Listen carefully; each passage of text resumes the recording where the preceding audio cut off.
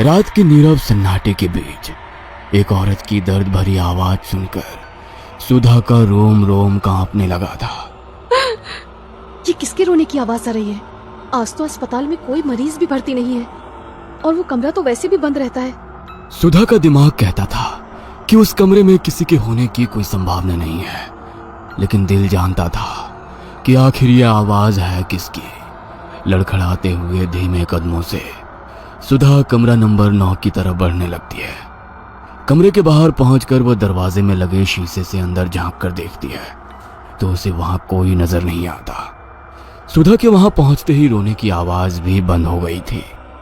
हैरान होकर सुधा वहां से जाने के लिए मुड़ती है, तभी उसे कमरे का दरवाजा जोर जोर से पीटने की आवाज सुनाई देने लगती है, जिसे सुनकर सुधा बुरी तरह चौंक जाती है। कौन है वहाँ? कौन है? सुधा के पूछते ही एक बार फिर से किसी औरत के बुरी तरह से रोने चिल्लाने की आवाजें सुनाई देनी शुरू हो जाती है। एक तरफ दरवाजा पीटने की धम धम, दूसरी तरफ वो डरावनी रोती हुई स्त्री की आवाज। सुधा दौड़ते हुए डॉक्टर राघव के कैबिन की ओर जाने लगती है, लेकिन अचानक सुधा को महसूस होता है कि राघव के कैबिन के बाहर कोई औरत काला लबादा पहने खड़ी उससे ही घूर रही है। कौन हो तुम? क्या चाहिए तुम्हें? सुधा के पूछने पर उस औरत के सर से वो लबादा हट जाता है। सामने खड़ी हुई महिला का चेहरा इतना भयानक था कि उसे देखकर सुधा के मुंह से चीख निकल जाती है और वो हड़बड़ाकर जमीन पर गिरती है। उस औरत का चेहरा नहीं, राख की एक धुंधली आकृति थी जो सुधा के चीखते ही हवा में मिलकर वहां से गायब हो गई थी। सुधा की चीख सुनकर डॉक्टर राघव अपनी कैबिन से बाहर आ जाते हैं। क्या हुआ सुधा, तुम्हें नीचे कैसे गिर पड़ी? डॉक्टर यहाँ कुछ था। अभी यहाँ कोई खड़ा हुआ था जो मेरे देखते ही देखते राख बनकर हवा में गायब हो गया। कमाल करती हो तुम। कौन होगा यहाँ? जानती हो ना, इस गांव के लोग अस्पताल में इलाज कराने नहीं आते। पिछले 10 दिनों से हम अकेले ही तो पूरी रात बिता रहे थे, फिर इतनी रात को कौन होगा यहाँ? सुधा की आंखों ने जो देखा वो चाह कर भी उसे भूल नहीं सकती थी। आप मेरी बात पर यकीन करिए डॉक्टर, यहाँ कोई था, मैंने अपनी आंखों से उसे देखा। अच्छा आप एक बात बताइए, आपने किसी औरत के रोने की आवाज नहीं सुनी? मैंने खुद अपने कानों से उसके रोने की आवाज सुनी और जब मैं कमरा नंबर 9 के पास गई तो वो आवाज अचानक से बंद हो गई। आसपास घना जंगल है, जरूर किसी जंगली जानवर के रोने की आवाज सुनी होगी तुमने। घबराओ नहीं, मुझे ऐसा लगता है तुम्हें आराम की जरूरत है। मैं ड्यूटी पर हूँ, कोई मरीज आएगा तो मैं अटेंड कर लूंगा, तुम चिंता मत करो। सुधा हॉस्पिटल से निकलकर कुछ ही दूर पर बने अपने कमरे की ओर जाने लगती है कि तभी उसे किसी के कदमों की आहट सुनाई देती है। सुधा पीछे मुड़कर देखती है, तभी एक तेज हवा का झोंका आता है और सुधा के खुले मुंह से काली राख उड़कर उसके मुंह में चली जाती है। कुछ पलों के लिए सुधा की आंखों की पुतली काली पड़ जाती है और फिर अगले पल नॉर्मल रंग में आ जाती है। सुधा अपने कमरे में जाकर आराम करने लगती है। अगली सुबह नर्स सुधा और डॉक्टर सृष्टि अस्पताल पहुंच जाती हैं। आज पहली बार गांव के लोग एक 14-15 साल के लड़के को लेकर अस्पताल में आते हैं। डॉक्टर साहब देखिए ना, क्या हो गया है मेरे बच्चे को। अचानक ही पूरा शरीर नीला पड़ने लगा, इसका आंख ही नहीं खोल रहा है। हम तो जतन करके थक गए, अब बस आपसे ही उम्मीद है। आप बिल्कुल भी चिंता मत करिए, मैं अपनी तरफ से पूरी कोशिश करूंगा। राघव बच्चे दिनेश को अस्पताल में भर्ती कर लेता है और सृष्टि और राघव मिलकर उसका इलाज शुरू कर देते हैं। राघव, इस बच्चे की कंडीशन मुझे तो कुछ ठीक नहीं लग रही। ना तो किसी जहरीले जानवर के काटने का शरीर पर कोई निशान दिखाई दे रहा है और ना ही ऐसा लगता है कि इसने कोई जहरीली चीज खाई हो। फिर अचानक इसे हुआ तो क्या हुआ? मुझे भी कुछ समझ में नहीं आ रहा। फिलहाल आज रात के लिए इसे अंडर ऑब्जर्वेशन रखते हैं। अगर सुबह तक भी कुछ आराम समझ में नहीं आया तो इसे शहर रेफर कर देंगे। रात घेर आई थी। राघव और सृष्टि आज ड्यूटी पर थे। देर रात गए अचानक बेहोश पड़े दिनेश के शरीर में हलचल शुरू हो जाती है और वो किसी जिंदा लाश की तरह अपने बिस्तर से उठकर तनकर खड़ा हो जाता है, जिसे देखकर सृष्टि चौंक जाती है। लेट जाओ मुझे देखने दो मुझे, तुम ठीक तो हो ना? सृष्टि स्टेथोस्कोप लेकर दिनेश के सीने पर लगाती है।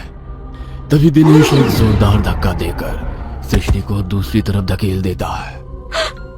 क्या हुआ तुम्हें? दिनेश, दिनेश तुम ठीक तो हो ना? मैं तुम्हारे पेरेंट्स को बुलाती हूँ। Calm down please. अभी तक दिनेश को अपने पेशेंट की तरह ट्रीट कर रही सृष्टि अचानक ही उसकी आंखों की तरफ देखती है तो उसके पूरे बदन में मानो जोर-जोरी दौड़ जाती है। दिनेश की आंखें बहुत ही डरावनी नजर आ रही थी। उसकी आंखों की पुतलियां पूरी तरह काली हो चुकी थी और चेहरा इतना भावहीन था जैसे कोई मुर्दा अपनी चिता से उठकर खड़ा हो गया हो। एकाएक वार्ड में लटकी पुरानी ट्यूबलाइट झपकने लगती है और कमरे में सीलन की तेज बदबू फैलने लगती है। ये सब क्या हो रहा है? क्या हो रहा है यहाँ पर? दिनेश, ये तुम क्या कर रहे हो? लेकिन तुम ये कर कैसे सकते हो? सृष्टि के इतना कहते ही दिनेश घूर कर सृष्टि को देखने लगता है और अपने हाथ सृष्टि की गर्दन की ओर बढ़ाकर उसकी ओर आने लगता है। सृष्टि डर के मारे जोर जोर से चिल्ला रही थी कि तभी नर्स सुधा कमरे में आ जाती है और दिनेश की गर्दन पकड़कर उसे दीवार में दे मारती है। दिनेश जमीन में गिर चुका था और उसके सर से खून बह रहा था। दिनेश के सर से खून बहता देख सिस्टर सुधा किसी जंगली जानवर की तरह अपने हाथ और पैरों पर चलते हुए दिनेश तक पहुंचती है और उसके सर से बह रहे खून को बुरी तरह से चाटने लगती है। डॉक्टर सृष्टि एक कोने में बूंद बनी यह अविश्वसनीय घटना देख रही थी। अगले ही पल मानो नर्स सुधा पर कोई वहशी जानवर हावी हुआ हो और उसने दिनेश का हाथ मरोड़कर कंधे से अलग कर दिया। डॉक्टर होने के बाद भी यह विभत्स दृश्य देखकर सृष्टि की आंखों के आगे अंधकार छा गया और वो अपने होश खो बैठी थी। कुछ देर बाद होश आया तो राघव सृष्टि को घेरे बैठा था। सृष्टि, क्या हुआ था वहां? और वो लड़का, उसकी मौत कैसे हुई? और वो सुधा कहाँ चली गई? राघव की बात सुनकर सृष्टि रोते हुए उसे कमरे में हुई सारी घटना के बारे में बताने लगती है, जिसे सुनकर डॉक्टर राघव सन्न रह गया था। राघव एक अमीर पिता की इकलौती संतान था। चाहता तो पिता की दौलत पर जीवन भर राज कर सकता था, लेकिन उसने पापा के बिजनेस से जुड़ने की बजाय कड़ी मेहनत करके एक डॉक्टर बनने की इच्छा जताई। नियति ने अपना खेल शुरू कर दिया था। पिता सिंघानिया बेटे राघव के लिए एक बहुत बड़ा अस्पताल बनाकर तैयार करना चाहते थे, लेकिन राघव उसने कुछ और ही सोच रखा था। Are you sure Raghav? तुम वाकई उन आदिवासियों के बीच जाकर उनका इलाज करना चाहते हो? देखो, समाज सेवा के बारे में सोचना और रियल में उसके लिए अपनी पूरी लाइफ को दांव पर लगा देना, ये दो अलग अलग बातें होती हैं। गोल्ड मेडलिस्ट हो तुम। पीजी करने के बाद अगर तुम चाहोगे तो बड़े से बड़े अस्पताल में प्रैक्टिस करके लाखों रुपए कमा सकते हो। मुझे पैसे कमाने के होते ना सृष्टि, तो मैं पापा का बिजनेस भी ज्वाइन कर सकता था। मेरी लाइफ का कुछ अलग ही पर्पस है। सिर्फ पैसे कमाने में मैं उसे बर्बाद नहीं करना चाहता। बड़ी बड़ी बातें करने वाले तो मैंने बहुत देखे हैं राघव। तुम पहले इंसान हो जो सच में इतने बड़े खानदान का बेटा होकर भी उस बीहड़ में अपनी जिंदगी कुर्बान करने जा रहे हो। इतना कहकर सृष्टि कुछ पलों के लिए शांत हो गई थी। Don't be sad Srishti, I understand. तुम्हारी फीलिंग्स की रिस्पेक्ट करता हूँ, लेकिन मैं यही चाहता हूँ कि तुम अपनी जिंदगी में आगे बढ़ो। मेरा इंतजार मत करना, मैं लौट कर नहीं आऊंगा। और मेरा यकीन करो, मैंने ऐसा एक पल के लिए भी नहीं सोचा कि तुम अपनी पूरी जिंदगी दांव पर लगाकर मेरे साथ आओगी। सृष्टि और राघव ने 2 साल पहले मेडिकल में अपना पीजी कंप्लीट किया था। दोनों ही काबिल डॉक्टर बन गए थे। पिछले 8 सालों से पढ़ाई के दौरान दोनों साथ में थे, लेकिन पढ़ाई पूरी करने के बाद राघव ने कहा कि वो अपनी सारी जिंदगी उन लोगों के लिए डिवोट करना चाहता है जिनके पास आज भी मेडिकल फैसिलिटीज के नाम पर कुछ भी नहीं है। तुम किसी भी गांव में जाकर सोशल सर्विस कर सकते हो, ये आदिवासी गांव ही क्यों? मैंने सुना है ये आदिवासी लोग बड़े खतरनाक होते हैं। इनकी अपनी कुछ प्रैक्टिस होती है और ये उसी पर भरोसा करते हैं। मैंने तो यहाँ तक सुना है कि ये लोग दवाइयाँ, हॉस्पिटल, इन सब चीजों में विश्वास ही नहीं करते। आज भी अपने पारंपरिक तरीकों से ही बीमार लोगों का इलाज करते हैं। मुझे तुम्हारी बहुत चिंता हो रही है राघव। पता नहीं वो लोग तुम्हें एक्सेप्ट कर भी पाएंगे या नहीं। तुम बिना बात की फिक्र कर रही हो। अरे ऐसा कुछ भी नहीं है, वहाँ पहले से ही एक हॉस्पिटल है, बस थोड़ा मेंटेन करवाना पड़ेगा, सब हो जाएगा, डोंट वरी।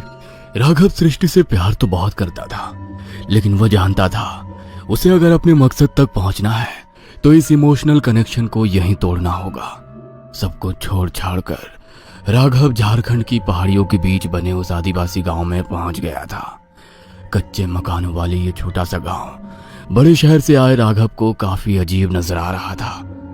कुछ देर तक गांव में घूमने के बाद उसे एक बूढ़े काका नजर आते हैं। अरे काका, मुझे राजकीय अस्पताल जाना है, जरा मदद कर देंगे क्या? राघव की बात सुनकर बूढ़ा आदमी राघव को ऊपर से नीचे तक घूर कर देखने लगता है। क्यों जा रहे हो वहां? अस्पताल नहीं, मुर्दा घर है वो। जो वहां जाता है मुर्दे से भी बुरी हालत हो जाती है उसकी।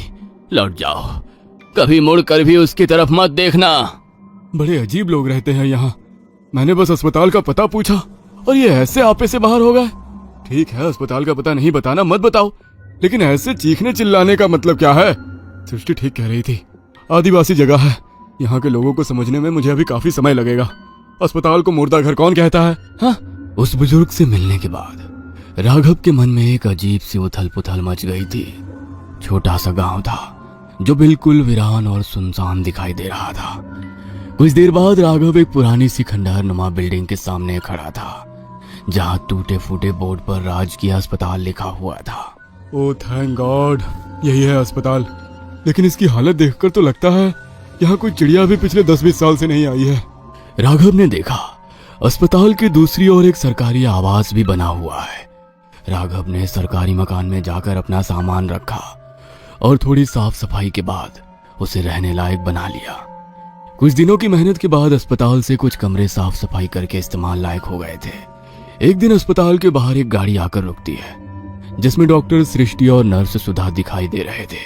राघव, हम दोनों भी तुम्हारे इस मिशन में तुम्हारे साथ हैं। अस्पताल हम मिलकर चलाएंगे, लेकिन अभी भी मेरे मन में बार बार यही सवाल आता है कि आखिर इतनी दूर ये गांव में आकर ही क्यों तुमने अस्पताल बनाया? सृष्टि, कुछ सवाल इंसान को कभी चैन से जीने नहीं देते, और मैं यहाँ अपने मन में उमड़ रहे सवालों का जवाब पाने के लिए आया हूँ। बचपन से ही मुझे कुछ अजीबोगरीब सपने बेचैन करते थे। सपने इतने धुंधले थे कि साफ साफ कुछ समझ में नहीं आता था। धीरे धीरे जब मैं बड़ा होने लगा तो एक एक करके कुछ चीजें साफ दिखाई देने लगी, और उन सपनों में ही मैंने कुंदनगढ़ का राजकीय अस्पताल भी देखा। पिताजी से मैंने कई बार पूछा कि क्या मेरा कुंदनगढ़ से कोई संबंध है, तो उन्होंने हमेशा इनकार कर दिया। बस उन बिखरी कड़ियों को जोड़ने के लिए मैंने यहाँ आकर प्रैक्टिस करने का विचार बनाया। मैं खुद को यहाँ से बहुत जुड़ा हुआ सा महसूस कर रहा हूँ। इस हॉस्पिटल का हर कोना ऐसा लगता है जैसे मुझसे कुछ कहना चाहता है।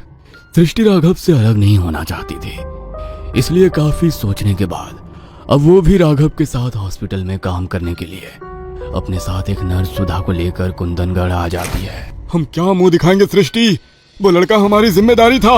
आदिवासी गांव है, पहले ही लोग हमारे इलाज करने के अंग्रेजी तरीकों पर भरोसा नहीं करते।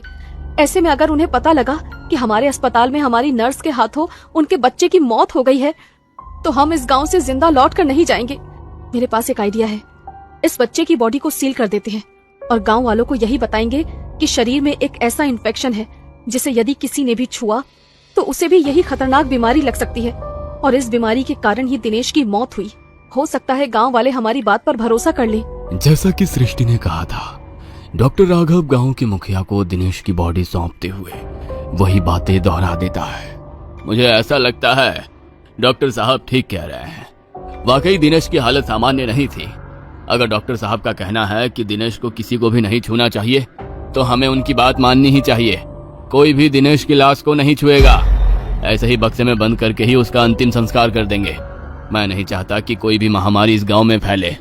गांव वालों ने सृष्टि और राघव की बातों पर भरोसा कर लिया था। फिलहाल तो गांव के लोगों को पता नहीं लग पाया था कि नर्स सुधा ने उसकी जान ली है, लेकिन राघव और सृष्टि के सामने कई अनसुलझे सवाल खड़े हो गए थे। आखिर सुधा को क्या हुआ है? ऐसे अचानक उसने दिनेश को क्यों मार डाला, और अब वो गायब कहाँ हो गई है? आखिर क्या है इस अस्पताल का राज? क्या नर्स सुधा पर कोई शैतानी ताकत सवार हो गई है? क्या राघव और सृष्टि यहाँ से कभी निकल पाएंगे?